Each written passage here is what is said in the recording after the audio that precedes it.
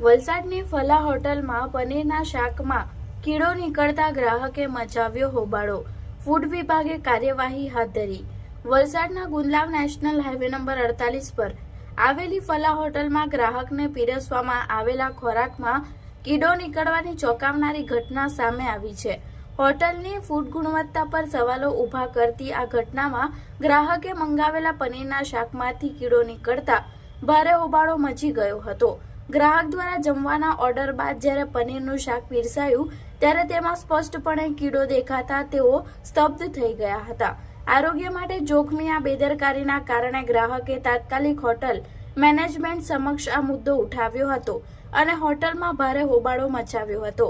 મામલો ગંભીર જણાતા અને હોટલની અનિયમિતતાને ધ્યાનમાં રાખી ગ્રાહક દ્વારા તાત્કાલિક ફૂડ એન્ડ ડ્રગ વિભાગને આ અંગે જાણ કરવામાં આવી હતી. ગ્રાહકની ફરિયાદના આધારે ફૂડ વિભાગની ટીમ તુરંત જ ગુંદલાવની ફલા હોટલ પર દોડી ગઈ હતી.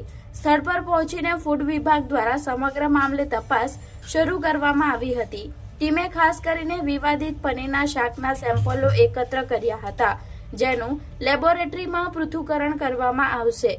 ફૂડ વિભાગ દ્વારા હાલમાં હોટલ કાયદેસરની કાર્યવાહી હાથ ધરવામાં આવી છે અને રિપોર્ટ આવ્યા બાદ વધુ પગલાં લેવામાં આવશે.